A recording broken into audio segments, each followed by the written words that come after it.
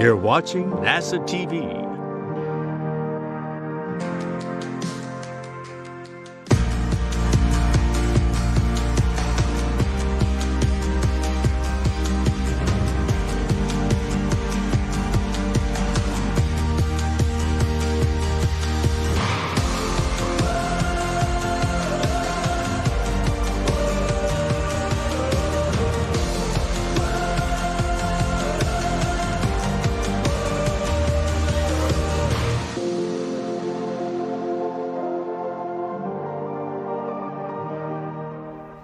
Good morning from NASA's Johnson Space Center in Houston. We are thrilled to be joined today by NASA astronaut Mark Vande Hei, who returned to Earth last Wednesday, March 30th, after a record-setting 355-day mission to the International Space Station, the longest spaceflight ever by an American astronaut. Mark, congratulations on a successful mission, and thank you for joining us today. It has been wonderful to watch you performing important science on board the station for the past year, but it's also great to have you home. Now I'll hand it over to Mark for remarks, and then we'll take questions. Media on the phone, please press star 1 to ask a question and star 2 to withdraw a question if it's already been asked. You can also ask questions on social media using the hashtag AskNASA. Mark? Thanks, Megan, and thanks to everybody for joining us here today. As Megan mentioned, it was a 355-day mission. I keep hearing about this being a record-setting mission, but I really want to deflect that as a record, not my own personal record so much as a record for the whole team, because this type of long-duration flight is something we need to do to help further our ability to explore further and further away from our home planet Earth. We had 60 to 100 experiments going on at any given moment on the space station. Some of those we didn't have to interact with other than making sure the facility was working properly. Other ones we got to interact with directly. The one that comes to mind is celestial immunity, where we were able to take cells donated from younger adults and older adults and inoculate them to see how our immune systems react to the rigors of spaceflight. So that's, again, one example of many, many more types of science we were doing on board. I really don't want to talk too long right now because I've always had more fun answering questions and talking to you about what you want to hear about rather than what I think you want to hear about. So let's get going. Great, let's do it. We'll take the first question from Marcia Dunn with the Associated Press. Welcome back, Mark. As NASA's new space endurance champ who saw tourists drop by the space station, I'd like your take on the upcoming Axiom mission, if I might. My understanding is the Axiom crew is going to have pretty much free reign on the U.S. side of the station. And what are your thoughts about that? Could that be intrusive, even dangerous, or maybe it's nice to have non-traditional visitors to break up the monotony, and maybe also a quick rundown on how you're feeling? So I feel very fortunate in retrospect, having had the experience of visiting non-governmental astronauts visiting the space station with our spaceflight participants from Russia as well as Japan. We anticipated that might be challenging, but in every case we were pleasantly surprised, and it was a joy to see people come on board and be thrilled about being up there with us. It quite honestly felt reinvigorating. It didn't feel challenging. Axiom will be a little different, not in being less enthusiastic, but I think they will be there living on the U.S. segment, and we haven't had that before. But we have had that many people working on the space station before for similar periods of time. So I think it's something that will work smoothly, and I expect it to work out to be just fine. And as far as how I'm feeling, it's wonderful to be back. There are some aches and pains that I did not have before that I'm getting lots of help in resolving. So I look forward to those getting resolved. But we're making steady progress in that direction. All right, great. We'll take the next question from Lauren Grush with The Verge. Hi, Mark. So good to have you back here on Earth with us. I'm sure a lot of us are curious what it was like as you all received the news of the invasion while on board the space station. Was it a topic of discussion among you and the crew and the other cosmonauts? And if so, how did you address what was happening on the ground? Thanks. Well, I think like all of us watching that news. It's heartbreaking, very sad. And there's a sense of powerlessness that goes along with it when you see people that are in need of help and you don't feel like there's anything you can do. It was, for me personally, it was not a topic I shied away from with my crewmates. They weren't very long discussions, but I did ask them how they were feeling, and sometimes ask pointed questions. But our focus really was on our mission together, and speaking specifically about my relationship with my Russian crewmates, they were, are, and will continue to be very dear friends of mine. We supported each other throughout everything, and I never had any concerns about my ability to continue working with them. Very good professionals, technically competent, and wonderful human beings, so I will always be happy that I was able to be on the space station with them. All right, next question comes from Robert Perlman with Collect Space. Hi. You mentioned some new aches and pains, but can you compare your Soyuz landings? How different was it coming back to Earth after 168 days versus 355 days? And how much more difficult of an experience do you think it would be for someone to approach or surpass Valery Polyakov's record of 438 days today? Yeah, I think a lot of being able to be successful on the space station or any place remotely for that long is going to be how you deal with your own mental health. So that requires a lot of emphasis, and I felt better on this space flight, the longer one, than on the previous one, because I really did put a lot of work into kind of the conversations I would have with myself, my own internal voice. So that helped a lot. As far as the differences between the two flights, I would say, the process coming home, for example, I didn't have as many responsibilities in the Russian spacecraft this time. Last time I was a co-pilot. This time I was in the same seat that might have been a tourist seat. So I had very little to do, which gave me a lot of time to look out the window and observe. And that was really a pleasant experience for me, getting to notice things that I hadn't noticed before. But also sometimes, having had the experience of landing in that Russian spacecraft, you hit very hard when you hit the ground. This time, I think it was harder anticipating the impact than it was actually experiencing it. So, and also we had, for some reason I don't understand yet, we did experience a higher G load as we were going through the atmosphere, getting slowed down by the atmosphere. So I certainly felt that as well, but it was all good.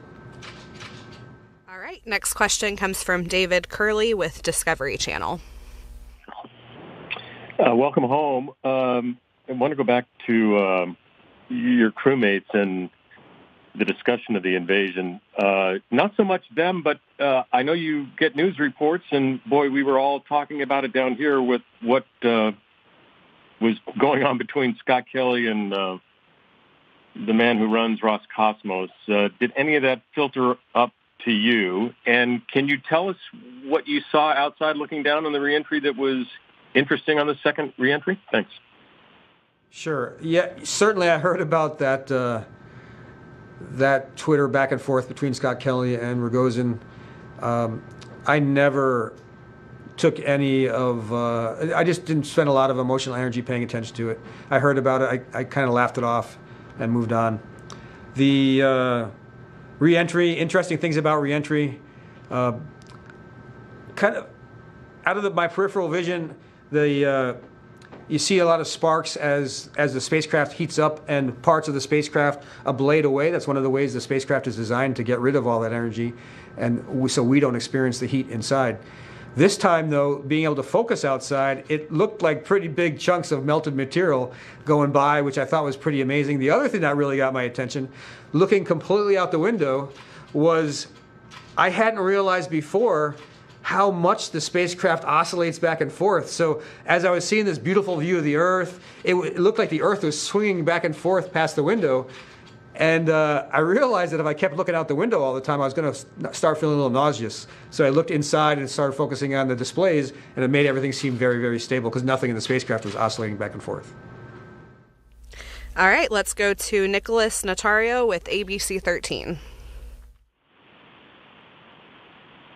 Hello and welcome back, Mark. I have going off of that last question, just curious to know, I talked to former astronaut Clayton Anderson. He said that when he was up there with the cosmonauts, he certainly would be having conversations with them about what was going on. And then knowing that you were landing in Kazakhstan, he probably would have been mapping out how far that was to Russia when he was coming down. So I was curious to know what conversations you may have had with them. And then also moving forward, there continues to be discussion about the future of ISS and what the sanctions could mean on the Russian program and possibly the ISS plummeting to the Earth. Just wondering what your thoughts are on the future of ISS, knowing that the war in Ukraine is still taking place. Sure. I did have discussions with my crewmates, but it was largely how they felt about things, and those are things that I would prefer that they get to share directly rather than me sharing how they feel about it. The future of the space station and conflict between Russia and the United States, honestly, I think that's one of the reasons we've been able to have an international space station. Some people that don't care so much about space care about international relations, and having a space station where we can cooperate, I think, is really important for a peaceful future. So that's my answer to that. All right. Let's go to Mark Carreau with Aviation Week. Thank you. What's most satisfying about your experience in terms of contributions to future space exploration, and how maybe did this mission change your sense of how humanly feasible it would be to travel to Mars for a round trip? This mission certainly enhanced my perception of feasibility for people surviving long duration. I do think it's very important that you follow the exercise protocols that NASA gives you, because they do keep you healthy. And I worked really, really hard at that, and it has helped me out a lot. I was able to walk on my own within, 8 hours after being, it was certainly wobbly, but 8 hours later, while we were getting refueled on the flight home, I was pretty functional. I'm still uncomfortable, but humans are very adaptable, and I think that bodes well. What's satisfying for me is, as being myself, my body is part of the experiment. So I know people are going to have to go get data from me, and my contributions to that data that will help people further explore is certainly very, very satisfying, because as I get older, I'm sure I'm going to be watching those things as people that are much younger than me do some amazing things. There's a lot of challenges ahead, and it's going to be exciting. Okay, let's take the next question from Rachel Crane with CNN. Thank you so much for doing this, Mark. I'm sure I speak for all the space reporters on the call here that we have sort of been glued to Dmitry Rogozin's Twitter recently, and I'm curious to know how closely you guys pay attention to that feed up on ISS, particularly when there are published what were perceived as, a possible abandonment of you on station. How seriously did you take that at all? And how closely you yourself are monitoring his Twitter feed? Thanks so much. I think there's a wide variety of how astronauts pay attention to social media. I never directly looked at social media. I did listen to a lot of podcasts about things. And quite honestly, I heard about the tweets from my wife. I never perceived those tweets as anything to take seriously. As far as I just had too much confidence in our cooperation to date to take those tweets as anything but something that was meant for a different audience than myself. Okay, let's go to Chris Davenport with the Washington Post. Oh, thanks, Mark. I'm just curious, are you involved in any kind of long-term experiments going forward to test your body and the effects of the long-term space flights on you? And also just curious about your thoughts when the Russian crew came up in the yellow and blue suits. There's a lot of talk about that down here. I'm just curious if that's something you guys talked about up there. Thanks. Okay, so the first question was about, can you repeat the first question again? Yeah, just if you're involved in any experiments long term to study the effects of your mission on your body. So all of the U.S. astronauts that go to space are a small group of people And there's data gathered from astronauts throughout their entire lives. I'm sure because my experience is a little bit different, there might be some different uses for that. But I fully expect for the rest of my life to be getting checked out, and that information hopefully will be useful. As far as the yellow flight suits, I think the folks that wore them had no idea that people would perceive that as having anything to do with Ukraine, because they chose those because all three of them happened to be associated with the same university, and those are the school colors for that. I think they were kind of blindsided by it. Let's take a question from Andrea Leinfelder with the Houston Chronicle. Hi, welcome home. One of the experiments you're participating in was eating repetitive meals to see if spaceflight changed the appeal of certain foods over time. And I'm curious, how long did you participate in the study? What did you eat? And how does it affect you mentally? How does it affect your mood? Thanks. Great questions. Food certainly affects people's moods a lot. It's interesting. I never perceived it as a repetitive study. I actually felt like I had a tremendous variety of food. There were some requirements for me to eat a minimum amount of fish. I like fish, so they actually had to tell me to eat less fish. I had a minimum requirement for fruits and vegetables as well, and lycopene-rich foods. But all those foods are types of foods that I enjoy, so it didn't seem restrictive at all. Okay, we have a couple of questions coming in from social media. On Twitter, one person's asking that space flights can have a negative effect on your eyesight. Have you noticed any differences with that? It's a great timing for that question. I just got my eye exam yesterday. I'm happy to report that there's no change in my prescription. I wasn't certain that was going to be the case, but I wouldn't be surprised as just getting older that I'm going to have changes in my prescription. So for me, fortunately, there was nothing.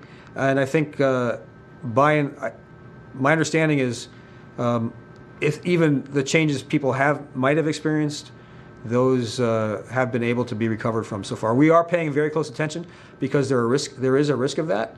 And our eyes get studied very carefully. We do lots of data gathering on the status of our eyes with some very impressive equipment while we're in orbit. All right. And we have a lot of people on Twitter asking, do you wish you had 10 more days in space to make it a full year? Wow, interesting question. Only because it would make the sound bites shorter. That would be it. I'm very happy to be back. If it ended up being 300 days, I still would have felt really good about the mission. It was not about any record for me at all. It's just the opportunity to work with a really good sense of purpose in a job where we get to help out all of humanity. The number of days was not that important to me, and I think that helped me react to whether it was going to be comfortable with it being either a shorter mission or a longer mission like it turned out to be.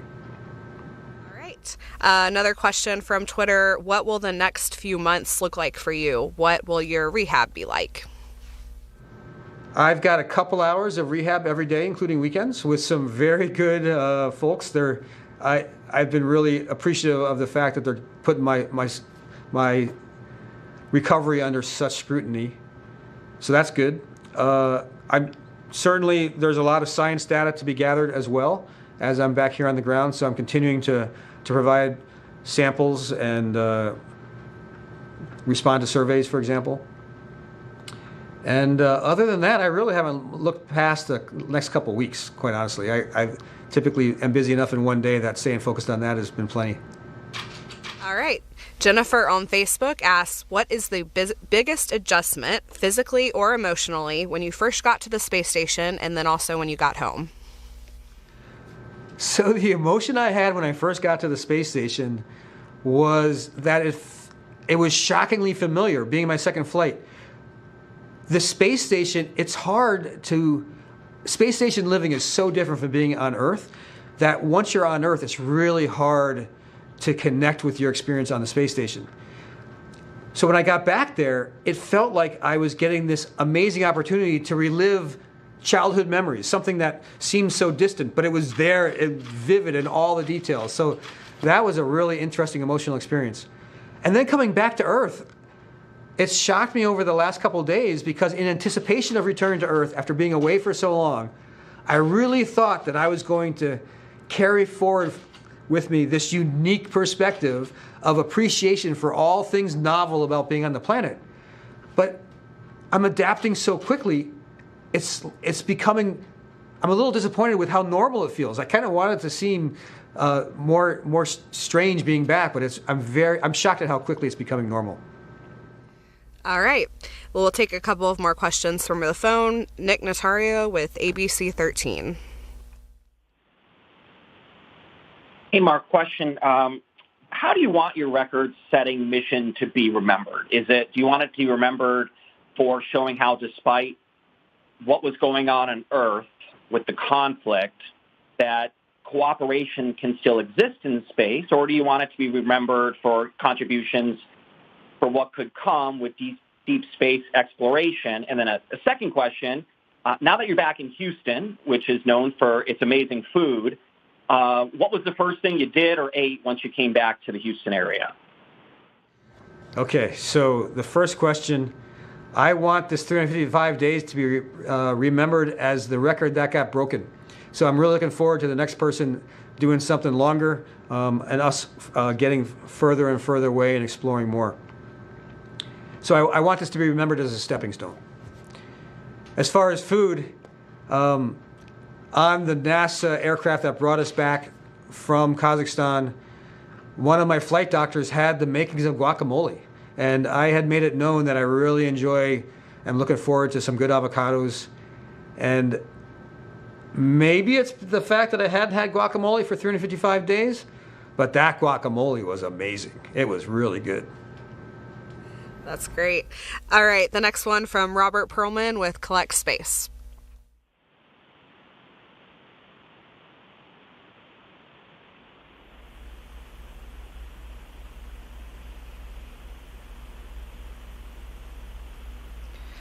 Robert, we can't hear you if you're asking your question. Oh, sorry about that. Thank you. Given your experience and looking towards the future, what crew support systems or creature comforts that you had on ISS do you think need to be on board Gateway so that when crews go there, even for short stays, they don't just survive there but enjoy the experience? Easy answer, Windows. That sounds good.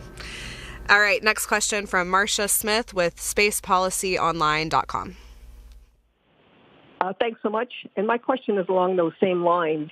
And thinking about going to Mars, and you said that your 355 days sort of gave you a new appreciation for what that would be like physically, but you also talked about the mental, being ready to do these things mentally. Could you talk about the psychological aspects of being away from your family and how you think that would feel if you were as far away from Mars and you had the time delay and the everything? What kind of advice would you give to the people who are planning how to psychologically support astronauts going as far away as Mars? Yeah, I think in a situation where you're going to Mars and you're looking back at the Earth and you would basically be trying to pick out what looks like a faintly blue star, that's going to be challenging for human beings. That is a long, long way away, distance-wise. So anything you can do to help people feel connected with those important relationships back on Earth is going to be really important. Videos that you can send, videos that you can receive. I think messaging is going to become more and more important because it'll get harder and harder to have. It's really hard to have a conversation with the type of delays that you'd be experiencing in Mars, at Mars. So, yeah, that'll be challenging, and I think we've been doing a wonderful job of identifying the challenges and coming up with solutions. So I expect that to be successful in the future too. Okay, let's go to David Curley with Discovery Channel. Thanks again, Mark. I asked this to Crew 4, and Christina Cook has talked a little bit about it. It's about space culture, and you talked a little bit about space station living. Can you describe what space culture, living with people in small surroundings and internationally as well, how is it different than being a regular old Earthling? So I think space culture changes with every group of people. I think it's probably to get a really good understanding of space culture is kind of like trying to get a really good understanding of the culture of a team that's trying to do some type of expedition like going to Mount Everest. It depends a lot on the personalities of the people that you're with. So I'm very happy to say that with all of my crews on orbit, the cultures were good. They were different, though. They were different ways to approach problems, different ways to resolve conflict. But in every case, everybody was very, very supportive of each other, and that was a crucial part of it. Being able to trust each other is an essential aspect of not just what I would call space culture, but any time you have a small group of people that's going to do something very challenging, isolated apart from a lot of other people. All right, we'll take a final question from Sophie Sanchez with Chicago Now. Hi, welcome back, Mark. Compared to your last flight, can you share what strengths you relied on most this flight? And since I'm assuming we'll see more long-term flights, what insights and takeaway do you have for new astronauts? Yeah, I was much better about carving out time most days, by and large most days, to meditate. And I think that really helped me be more aware of how I was reacting to things, and sometimes to just recognize that and decide to see things differently. And in general, for all of us, if we spend all day looking for the most negative things that are happening to us, it'll make our outlook on life pretty negative. And if we spend a little extra time focusing on the things to be grateful about, we'll end up feeling pretty good about things. So for me, I think noticing the times that I was reacting in a negative way and recognizing that I didn't have to do that helped me get through and recognize that, wait a minute, this is pretty cool. Even though this might be frustrating at the moment, trying to find a bag that's buried behind things and taking longer than I expected for it to take, I was still doing a pretty cool job, and I was looking for bags behind a lot of other cargo in space. So it helped out. All right. Thank you so much, Mark, for taking all these questions today. And thank you, everyone, for joining us. That's all the time we have for today. But please continue to follow updates from the International Space Station at nasa.gov/station and on social media.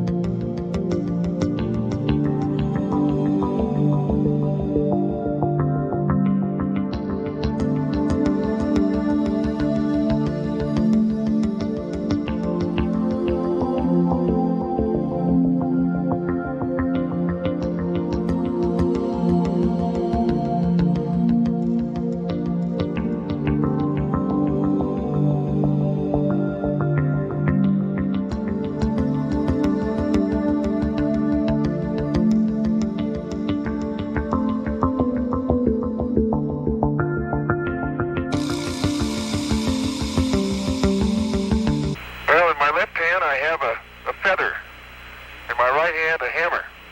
And I guess one of the reasons we got here today was because of a gentleman named Galileo a long time ago who made a rather significant discovery about falling objects in gravity fields. And we thought that where would be a better place to confirm his findings than on the moon. And so we thought we'd try it here for you. The feather happens to be appropriately a falcon feather. Between 1968 and 1972, America launched 9 human missions to the moon, 6 of which successfully touched down, allowing 12 men to walk on the lunar surface.